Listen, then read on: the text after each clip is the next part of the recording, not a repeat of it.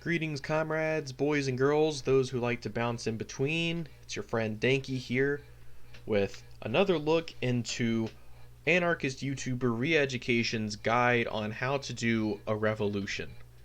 So, in the last part, he talked about how instead of punching a Nazi, we need to punch the ideas of Nazism, which I'm not really sure what that means, but according to him, that means not actually physically removing Nazis or using violence to confront fascism, but instead confronting fascism in the free marketplace of ideas and engaging them in a battle of verbal debate.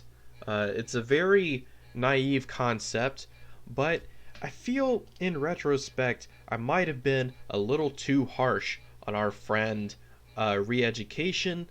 I feel like he is obviously coming at this from a good place. He wants to do good. He wants to help encourage people to do activism and to do revolution in the best way that he knows how. But unfortunately, anarchism shows a little bit of its flaws in terms of his methodology as to how to go about revolution. So hopefully by watching this guide, this will help you even if you're an anarchist. If you watch my guide, hopefully my criticisms will come across as constructive. I'm not just a jerk off. I'm not just here to be an asshole to people. I'm actually trying to help the left wing movement on the internet get better, and one of the ways we can get better is by calling out each other's bad takes and holding each other's feet to the fire, as it were. So here we go. Without further ado, let's get into it. It is important when you're at war to remember the saying, know your enemy as you know yourself. In the last episode we talked about ourselves, and in this episode we're going to talk about the enemy and their tactics. So what are their tactics then? Anybody who's seen the alt-right playbook will have a good understanding of what I'm talking about here, because we're going to touch on a few of those subjects. Which the alt-right playbook is a good series. I highly recommend everybody go check that out. Alright, tactic number 1. Control the conversation. I'm going to ask all you people out there, what is the point of debate? It's to show that you're right, isn't it? I mean, it's to prove that you have the best knowledge, that you have the most accurate information, that you have studied the most precise graphs, correct? Well, no, it's not about that at all. The point of debate is to look strong in front of your audience. Alright, and just so I don't catch any flack for this, because in the past I've come out and I've said we should debate fascists, we should debate neo-Nazis, we should debate chuds of all kinds, we should never back down from doing that. The only problem is when you say we should debate at the expense of using violence to confront fascism, because fascism is a violent ideology and it has no qualms using violence to stamp down any kind of sector that could stand up against it. And so naturally we shouldn't be opposed to using violence to squash fascism even before it really takes root. We should nip it in the bud, as it were.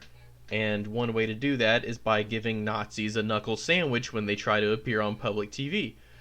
This is something that you, Re-Education, you denounced it, but at the same time you're advocating for a revolution. This revolution, just to be clear, this revolution is not going to be won in any kind of bourgeois election. This revolution can only be made possible through violence.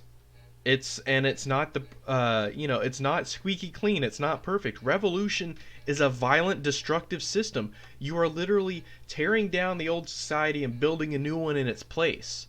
So before we start glamorizing and romanticizing the prospect of revolution, we need to really understand the ugliness of all that it really entails. And I think you glossing over the entire violent aspect, the destructive violent aspect of revolution, really sort of paints a false picture. It paints a picture like the proletarians can seize power just by winning debates and performing really, really well and using lots of logic and reason. And even though we have that in abundance on the left, that is not going to change the material conditions of the class structure that we have. It's just not. Change from within the bourgeois system, true revolutionary change, is impossible. You're rarely ever going to be able to convince somebody of a different opinion through a debate. The only thing a debate does is elevate an insane opinion to the same level as a sane one. But the idea is to convince the audience, not to convince the other person. Alright, so let's talk about the tactics then. The left like to tackle incorrect arguments by giving long, detailed explanations. Perfectly understandable. But the right, on the other hand, gives baiting, short, quippy, yet wrong arguments, then moves the goalpost to change the argument when it fails, and then when that fails, they just strawman your argument. So, for example, they might come and say something like, women are treated equal in the workforce by law. And you may retort, saying to them, actually, women make 78 cents on the dollar in comparison to men. And when talking about STEM, women are extremely underrepresented. And then maybe you might give them a bunch of studies or quotes in the same vein. But that doesn't work because they easily bat that away by saying, well, fake news, feminists want more rights than men. Ugh. And you have to say to them, no. While feminists around the world have different causes, goals, and intentions depending on the time, culture, and country, most Western feminist historians say that feminist movements are created to obtain equal rights. Okay. I can kind of understand what you're trying to do here. You're trying to give people guides on how to debate right-wingers, but at the same time, projecting their response to these sort of comeback gotcha quips that you say we should use, I think could be a little bit misleading, because what if the right-winger doesn't respond by saying fake news, feminists want women to have more rights? What if they don't respond by that? What if they respond by using some other weird Ben Shapiro gotcha? Rights. No more, no less. But that doesn't work because all they do is come back to you and say, yeah, well, you know what? Third wave feminists hate prostitution. Should hookers not have equal rights? This shouldn't be effective, but it is. That's how Trump happened. But why is that? What exactly are the problems with this leftist tactic? Okay, well, let's go through them. The right-winger provoked and baited you. They changed the conversation to make it in their terms. Every short, quippy remark that they made, you gave a long, drawn-out response. And if you know anything from Ronald Reagan, he once said that if you're explaining, you're losing. Why are you quoting Ronald Reagan? Fuck Ronald Reagan. And if you're always explaining, then you're always losing. So the right-winger won by looking like a winner. I mean, once again, these are all good tips if you're actually in the what am I trying to say? If you're actually interested in debating these chuds. But this, once again, doesn't build a revolution. This has nothing to do with performing a revolution. This is just debating a right-winger. This is just a guide on how to debate right-wingers. You really should have called this a guide how to debate the alt-right or something like that. Instead, you title this How to Revolution. There's nothing revolutionary in any of these tactics. They're just good debate tactics, but a debate is not the same as a revolution. Well, that's all fine and good, but what would be a direct action solution that we could use to combat this situation? Alright.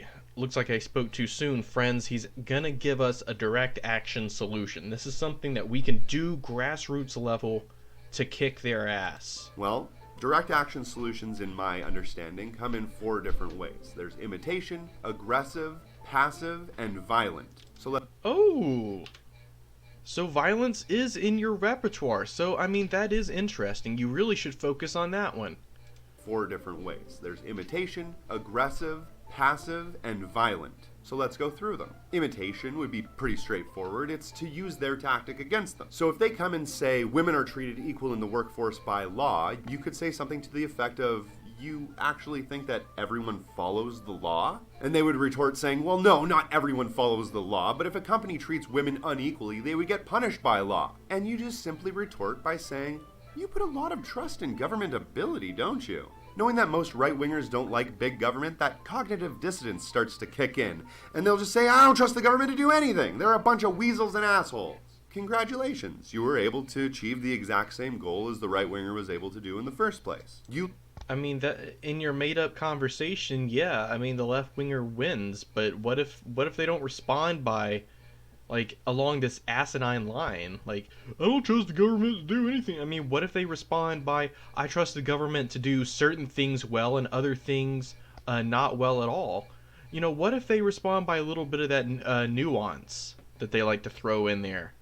It's not all clear. It's not like you can just project what they're going to say before you know what they're going to say. You're not a mind reader, re-education.